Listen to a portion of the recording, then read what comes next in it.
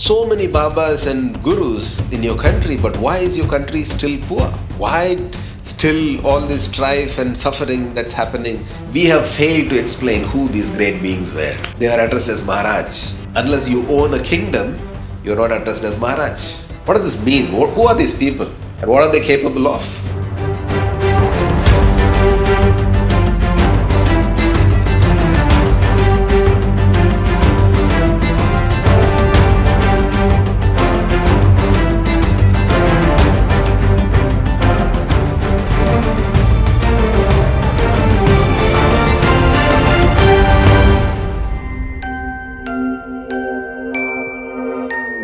Namaskar.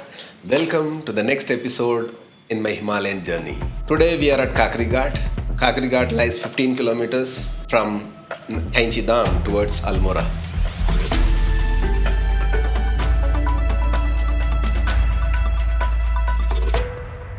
KK Sah is a name that every devotee of Neem Karoli Baba is familiar with.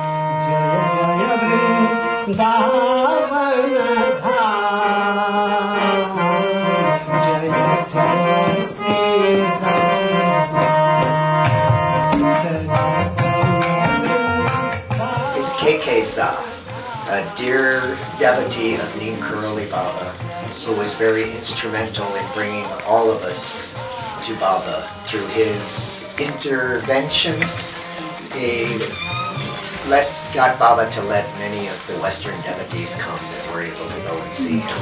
KK Sah met Neem Karoli Baba when he was 6 or 7 years old. He was immediately drawn to this person. I happened to meet the sister of KK Sah, Pushpaji, and again introduced by Japnaji to me. And they forced me to cancel my booking in the hotel, and they made me stay with them for 3-4 days that I was in Almora. So I got to interact with her and came to know a lot more about many other yogis and saints whom she had encountered. मेरे बड़े भाई साहब ना केके साह, वो साधु संत के बहुत भक्त थे. हमारे यहाँ बहुत संत आया करते थे. तो उस वक्त बचपन में उतनी अकल भी नहीं होती थी. तो पहली बार जब नीम करोली महाराज जी आए, हम लोग रात के समय आए. वो अक्सर रेस्ट हमारे यहाँ लेते थे वो. तो हम लोग सब ऐसे सोने के लिए बैठे थे, तैयार हो रहे थे. बड़ी सिस्टर आई थी, उससे बात कर रहे थे. तब तक महाराज जी ने दरवाज़ा खटखटाया. तो मैंने एकदम से कहा महाराज जी आ गए. दादा ने दरवाज़ा खोला और महाराज जी आ गए और सीधे महाराज जी ऊपर मंदिर के कमरे में सो गए. मुझे खुशी होती थी कि अब महाराज जी आए हैं, अब महाराज जी के साथ मिठाई आएगी, मिठाई खाएंगे. ज़्यादा खुशी ये होती थी कि बचपन में वो सामने हलवाई की दुकान थी, वहाँ से दादा मिठाई लाता था, प्रसाद. तो फिर जब महाराज जी सुबह 5 बजे के करीब महाराज जी ने दादा को बुलाया, आवाज़ दी उसे, किलास कहते थे उससे. दादा आया, दरवाज़ा खुला, महाराज जी की सब आरती वारती हुई. तो प्रसाद वसाद चढ़ाया. महाराज जी ने कहा ये संतों का घर है, यहाँ संत आए हैं. मुझे भी आशीर्वाद दी. हम लोग फिर छोटे थे, फिर महाराज जी चले गए. दादा उन्हीं के साथ चला गया. फिर पता नहीं महाराज कहाँ कहाँ जाते थे. दादा उनके साथ हनुमानगढ़ी में बहुत दिनों तक उन्हीं के साथ रहता था. Krishnadas and Ramdas, when they were there to meet Neem Karoli Baba, the very first conversation with Maharaj ji was translated by KK Sah. And from then on, because Neem Karoli Baba instructed KK Sah to take care of RamDass. Since then, till his passing away, just a couple of years back, KK Sah and RamDass friendship is of a totally different nature, which translated into many letters that they wrote to each other, and many satsangs they conducted in the name of Neem Karoli Baba for sharing their experiences with Maharaj ji with many other devotees. Within a few months of Ramdas passing away, KK Sah also passed away. I happened to be at his sister's house, and she shared lots of stories from her childhood and growing up, how her experiences with Neem Karoli Baba was. संतों के लिए कहते हैं ना, मतलब उत्तराखंड सिद्ध बाबा सुंदर, मतलब यहाँ के उत्तराखंड में सिद्ध नाम तो बहुतों का सुना. सुंदरनाथ जी, हेड़ा खान महाराज, नंतिन महाराज, ब्रह्मचारी महाराज, नीम करोली महाराज और डाकू बाबा. लेकिन देखे हैं मैंने सिर्फ नानतीन महाराज, ब्रह्मचारी महाराज और ये नीम करौली महाराज। और ये नानतीन बाबा तो जड़ी बूटियों से ठीक कर देते।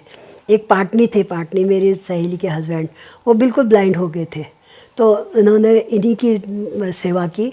उन्होंने इनको जड़ी बूटी देके उनकी आंखें ठीक हो गई। उत्तराखंड के सिद्ध बाबा सुंदरनाथ जी, अब उनकी जटा ज़मीन में रहती थी और उनके कहते हैं उनके बदन में, मतलब वो इतने तपस्या में लीन रहते थे, उनके बदन में चींटियाँ घर बना लेती थी, उनको पता नहीं चलता था। हिमालय में तो कहते हैं लोग काफ़ी सिद्ध बाबा हैं। The father of KK Sah and Pushpa ji was a circle inspector, and he was very close to Somvari Maharaj. Somvari Maharaj, as I already said, he left his body around 1919 or 1920.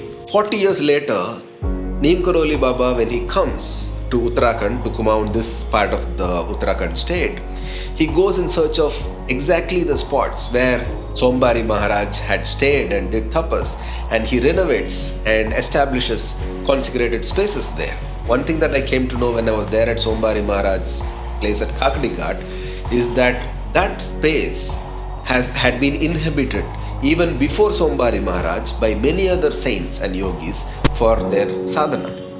It is said that the very first person who came and stayed there was in the year 1720. Now, before we go further into who the Somvari Maharaj is, let's clear a few things. Because I keep getting these questions even from my own closest friends who live in India and abroad, that so many Babas and Gurus in your country, but why is your country still poor? Why still all this strife and suffering that's happening in your country? I understand where they're coming from. It's just that we have failed to explain who these great beings were. So today when you just hear the word Babas and Gurus, you think of miracles or Godmen. They never claimed to be Godmen themselves. People who went to them or experienced them in a certain way, they shared certain miracles which happened to them. You need to understand these are not Marvel superheroes from your comic books or the movies these days, that they could come and create magic around them, change situations around them. And it's not like Harry Potter movie where you expect them to just show a wand and things happen. When I say sadhus and yogis, this is just a terminology that I use, but it's very difficult to encompass all these beings who came in different hues and colors into any terminology for that matter. Because there have been very kind ones, there have been scary ones, there have been angry ones, there have been beings who were silent throughout their life, who never spoke. There were talking ones who spoke throughout their lives, giving teachings. There were wandering ones who never once, not for more than 3 days or nights, stayed in a particular place. And there were beings who never left a place for their whole lifetime. There were Digambaras, the naked ones, and there were ones who decked themselves up very beautifully. And there were even kings like Janaka, for example. It's very difficult to put everybody into a common terminology and say Babas and Gurus. So it just means that we are not willing to take that step of trying to understand who these beings were. जो ब्रह्मचारी जी थे हमारे गांव में रहते थे, वो अपनी वेशभूषा कभी किसी को जताते नहीं थे कि मैं संत हूँ। वो एक हाफ पैंट और शर्ट पहनते थे, और कभी कभी वो किसी को मतलब ये ना अनुभव हो हाथ में बीड़ी भी ले लेते थे। एक बार नैनीताल के सेठ थे, वो आए उनके दर्शन करने के लिए, तो वो एकदम से उन्होंने वो ताश होते हैं ना, हाथ में पकड़ लिए। उन्होंने कहा यहाँ एक संत रहते हैं ब्रह्मचारी जी, कहाँ मिलेंगे? उन्होंने कहा यहाँ तो कोई संत नहीं है, भगा दिया। मतलब वो कभी नहीं जताते थे, और वो बहुत जानकार थे, मतलब महान थे वो भी। They are addressed as Maharaj. In our understanding, unless you own a kingdom, you are not addressed as Maharaj. So what does this mean? Who are these people? And what are they capable of? It is said in the yogic lore that people outside in the world, in the society, in the outside world, they are constantly out there trying to earn their survival, food and work, family, all these things. At the end of the day, happiness is what they are looking for. These beings have attained to such states of happiness, which we refer to as bliss or ecstasy. They are said to be the emperors or Maharaj of the inner world. They never sought anything on the outside. They had attained to a complete fulfillment, that they have become one with the whole cosmos in their experience. It's a certain play of words that we are doing right now because it's very difficult to understand the interior, the inner world, the inner dimensions with the words that we are talking right now. और मेरा दीदी का लड़का था, हम लोग गांव में गए थे वहीं नैनीताल में, तो उसकी पीठ में बड़ा दर्द होता था, तो पैदल ही आते थे 4 किलोमीटर, 4 मील। महाराज जी से कहा पीठ में बड़ा दर्द हो रहा, महाराज जी कहा, महाराज जी ने कहा ये आलू का कट्टा है ना, आलू का कट्टा आधा कट्टा था, इसको पीठ में रख के ले जा। मैंने कहा एक तरफ मेरे पीठ में दर्द हो रहा और महाराज जी मुझसे ऐसा कह रहे, वो लेके गया उससे, वहाँ पीठ दर्द उसका गायब हो गया। When I was in school, there was one teacher who I was very inspired by and I was very close to. I used to meet him outside class and ask lots of questions to him. His name was Aranganathan. He was our Tamil teacher. There used to be poetry in our Tamil texts which were from Saiva saints who sing about the ecstatic experiences that they were going through in poetic forms. And I remember there used to be verses which describes the ecstasy. They are trying to describe the inner bliss that they were going through. And there were verses like, as sweet as honey, but 100-fold. As sweet as sugarcane juice, but millionfold. Our teacher used to just ask, so do you know what sweet is? Have you tasted honey? Can you describe it to me?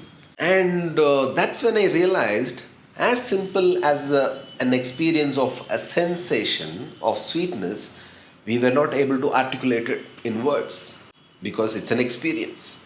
So he said, even if of the senses, if you're not able to describe what your experience is, how can you ever explain an experience which is of an inner dimension? That's when I realized the distinction between what is outer and inner. That sensation of the taste was still of the physical, still we were not able to explain it. And unless somebody tastes it, you won't know what it is. So words become useless when you enter certain dimensions of experience, which are very subjective in nature. If you accept it right from here, it will be very simple. You have a smooth walk on the path of devotion. But if you use your brain, analytical brain, you will be lost. Now, what about these fake Babas and Gurus? Let's say you found a doctor to be fake. He's on the news. Now, will you stop going to all the doctors? No. There is a system which makes sure that only the genuine people get to practice. Similarly, in olden days, there was a system, organized system, where people used to internal audit each other's ashrams. That is how the titles of Rishi, Brahma Rishi, Mahamuni, Mahayogi, Rajaguru, these terminologies describe their role in the inner dimension or the work that they were doing to transmit their inner experience to the next generation. So those internal audits were happening so that the lineage, the purity of these organized segments were maintained, which is missing today, giving rise to more fake gurus and babas. And that doesn't mean that you can brush aside the whole thing. A huge temple was built in Nainital area and it was known as Sankat Mochan Hanuman Mandir. And Maharaji said about, let people know about the glory of Hanuman. Since that time, the people, the residents of Nainital and nearby areas, they could understand the greatness, the glory and the grace of Hanuman. And now today in every house, every day there is the recitation of Hanuman Chalisa. In every house they sing this Sundarkand, that chapter. So it is all due to Maharaji. Here I want to tell you that this is the way how these siddhas work for the sake of others. He had nothing to do. He was always one with God. But to let people know about Hanuman, about Ram, he did all these things. I watched few of the videos where KK Sah shares his experience of Maharaji. Any person with a logical mind will find it very difficult to comprehend what KK Sah is talking about Maharaji. That kind of devotion and that kind of total surrender that KK Sah embodies is difficult to understand. And that's how the life of a devotee is. It's a beautiful way to exist. So Somvari Maharaj was called Somvari Maharaj. Nobody knew what his real name was. Somvar being Monday, and Monday is when he used to feed people. And it is said that how many ever people came, that vessel in which he cooked used to be enough to feed all the people who came. And he was always the last person to eat. However late it became, he always ate the last. People would know that no more visitors are going to come when Maharajji sat and ate. During winters, he used to come down to Padampur. There is a place there also, I couldn't go there. In Nainital as well. And Yogesh ji, who is Pushpaji's son, was telling me that there is a village near Nainital as well where Somvari Maharaj had lived. Kakri Ghat is one of these places. The cave is still existing. The form which he worshipped as Linga is still there. It has been enshrined in a certain way. Siddhas, perfection attained. If you they are just channels. You can reach God. You can reach the highest level of devotion through saints. Siddhas. This place is located on the banks of river Koshi. Just a few hundred meters ahead is the Sangam, or the joining point of river Siruta and river Koshi. This Sangams are always considered a vortex of energy in this culture, and that's the place where cremations are done, rituals are done for the departed. And Swami Vivekananda in the year 1890, it seems when he was doing his Parivarajaka. Parivarajaka is when he took off as a sannyasi and wandered this land. When he started off, the very first place in Uttarakhand he came was Kakri Ghat and spent 3 days there. And in his own words, he says his experience of this body and the cosmos being one happened. Pinda and Andanda, the experience of this for Swami Vivekananda happened in Kakri Ghat. So these spaces are very vibrant even today. I just stopped there for an hour maybe, but the space itself carries a different kind of stillness and dynamism at the same time. So what is the use of all this? Coming in touch with these beings, what happens? Pushpaji is an excellent example to demonstrate how a person's life is completely transformed. I spent these 3-4 days with this family. I am a stranger according to them, but the way they treated me, the way they took care of me, I cannot put it in words. Atiti Devo Bhava is one aspect in this culture, but going beyond that and catering to my needs was something that I was very touched by. They took me to many other places. Pushpaji herself, in spite of her age and physical condition, she insisted that she comes along with me to certain places. I literally saw what transformation, not just the person who came in touch with Maharajji or any such being, but 3 generations after that, how that culture, the humility, the compassion, the love has become an embodiment, not as a teaching, not as a thought process, but they have themselves become that way. And I feel that's a very beautiful way to exist. Till we meet again next, Namaskar.